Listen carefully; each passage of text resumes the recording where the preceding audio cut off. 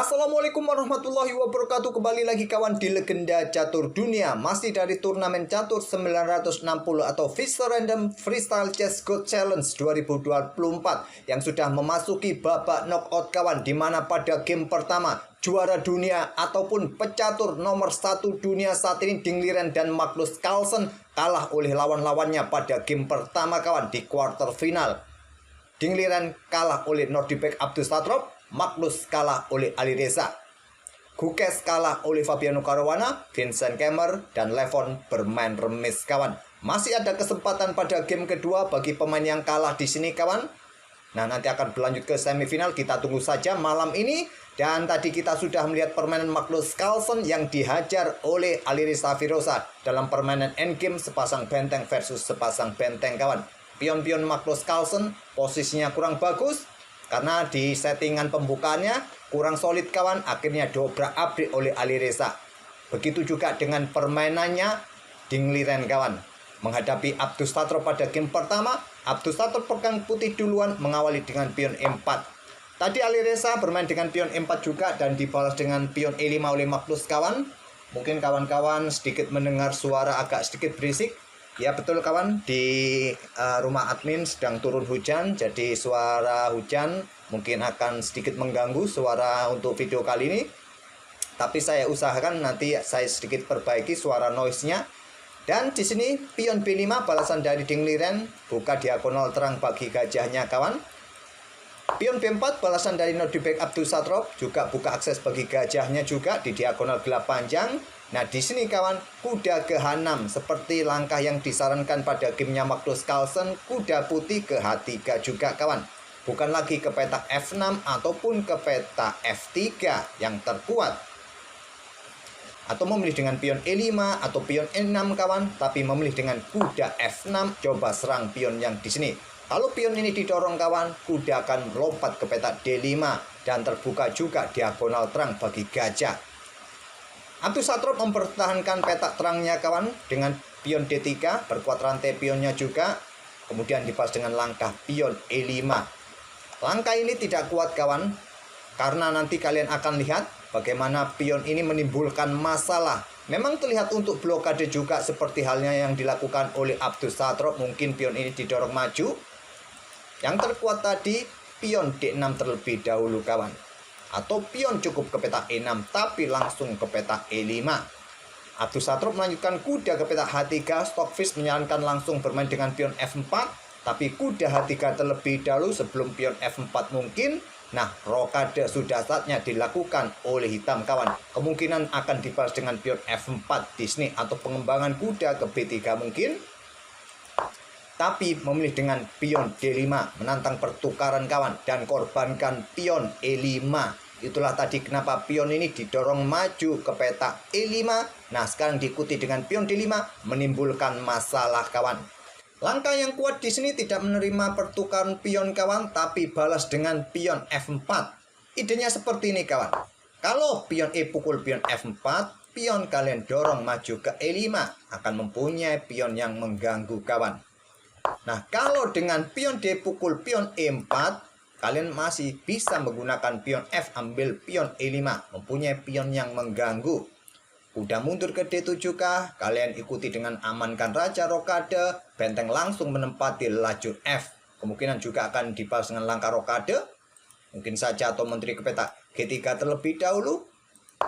Tapi Abdussatrop memilih membuka permainan dengan pion E pukul pion D5. Kuda ambil balik pion D5, rencana Abdussatrop untuk mendapatkan pion pusat. Menteri ambil pion E5, menantang pertukaran, ancam pion yang di sini kawan. Tentu kalau kalian rokade, skakmat satu langkah. Nah, Ding Liren menerima tantangan pertukaran menteri. Menteri pukul menteri E5, gajah ambil balik menteri E5, dan coba lihat gajah ini cukup aktif kawan, menekan pion yang di sini agar gajah tidak berkembang. Memang terlihat dijaga oleh kuda. Tapi juga di sini ada ancaman kawan untuk mengusir kuda dan seterusnya. Ataupun gajah ini juga siap untuk menekan kuda di langkah berikutnya. Nah, di sini Ding Liren rokade pendek. Gajah F3, ada benteng E8, ancam gajah-gajah mundur ke D4. Sekarang ancam pion yang di sini kawan, agar kuda ini tidak berkembang, mungkin ke petak D6. Ya kalau mau ke petak B6 ini agar pion tidak jatuh.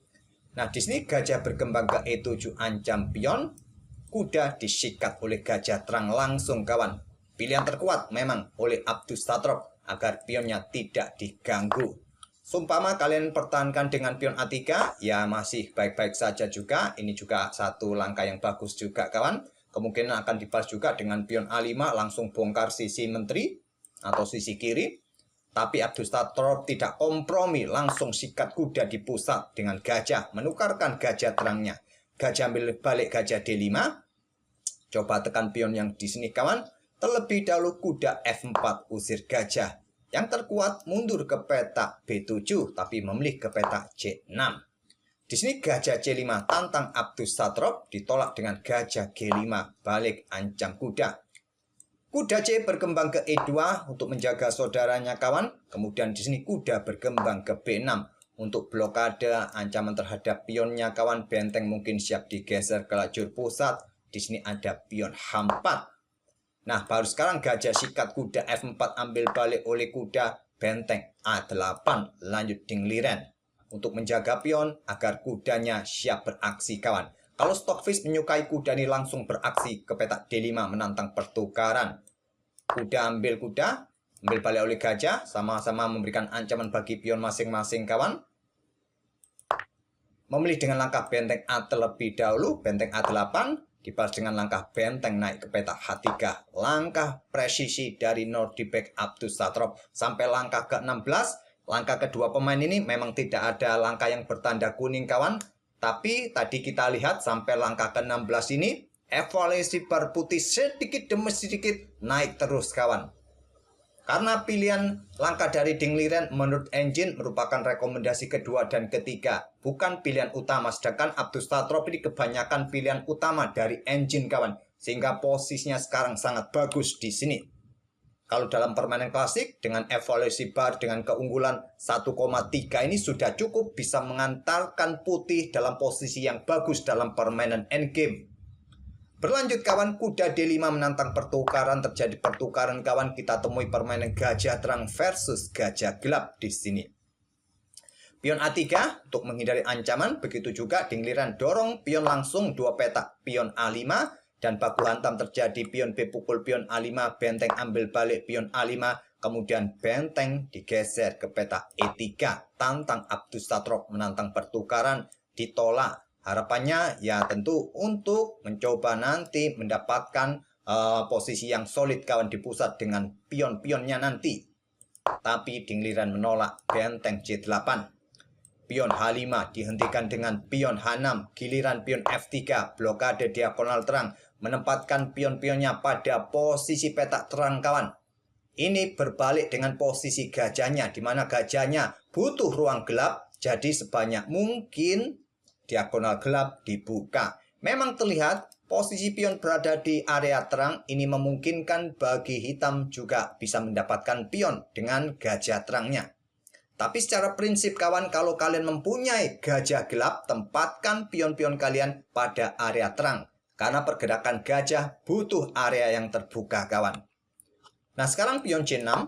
Di sini raja naik ke peta F2, diikuti benteng ini bergerak ke peta 4 atau langsung doubling kawan. Mungkin sikat pion ini dengan korban kualitas, tapi memilih dengan benteng A4 terlebih dahulu dan sekarang pion G4. Pion F5 tantang dingliran kawan untuk memecah konsentrasi pion ini ditolak dengan langkah pion C4. Langkah cerdas kembali oleh Abdus Satrop, buka jalan bagi benteng kawan. Ini bentuk langkah pengorbanan tentu saja dari Abdus Satrop. Nah, di sini pilihan terbaiknya terima kawan. Benteng langsung mengikuti naik ke baris ke-7 diikuti benteng satunya. Nah, raja kalian geser untuk bisa mempertahankan petak G7 dengan benteng G8. Tapi memilih gajah mundur ke petak F7 dingliran di sini. Nah, sekarang pion G pukul pion F5.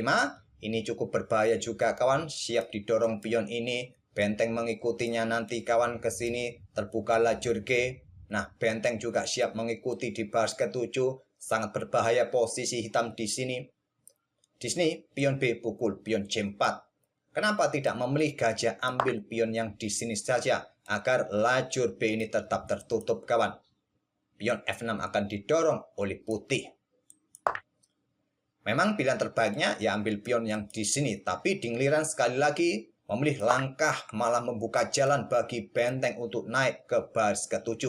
Tapi pion F6 terlebih dahulu, langkah cerdas dari Abdussatrop, tidak terburu-buru juga dengan benteng naik ke sini kawan. Mungkin benteng yang di sini naik, benteng yang di sini digeser ke lajur G. Nah, selanjutnya di sini pion C pukul pion D3. Benteng G1 langkah cerdas dari Abdussatrop kawan. Pion D2 ingin segera promosi. Nah, benteng meluncur ambil pion G7 skak. Raja bergeser ke H8, langkah paksaan di sini. Kemudian benteng digeser ke D3.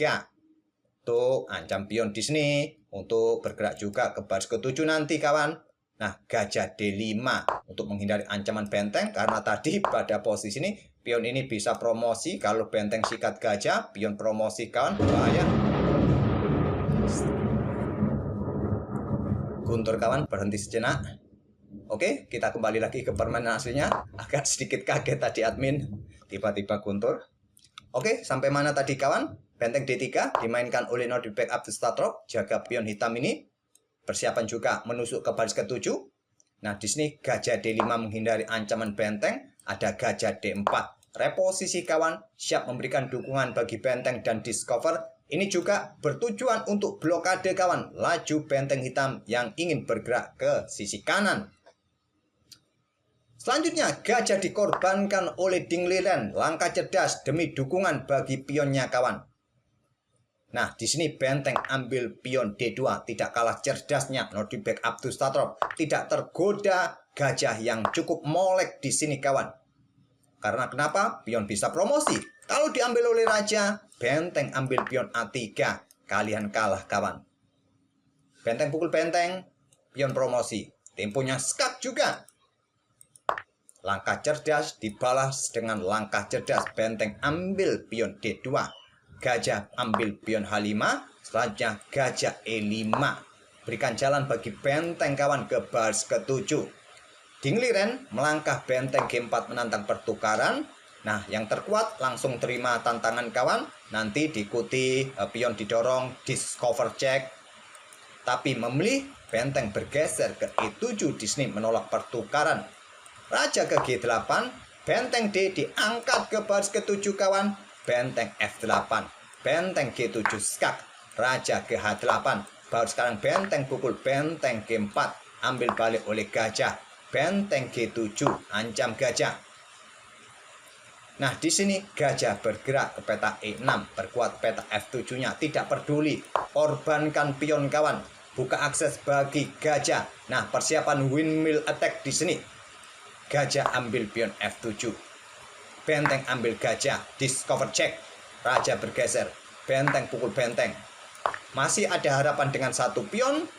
Oleh karena itu tadi langsung bertukar perwira kawan. Sedangkan gajah ini mengawasi area gelap. Sudah cukup untuk mengawal pion hitam di lajur H. Raja siap bergerak mendukung pionnya bisa promosi.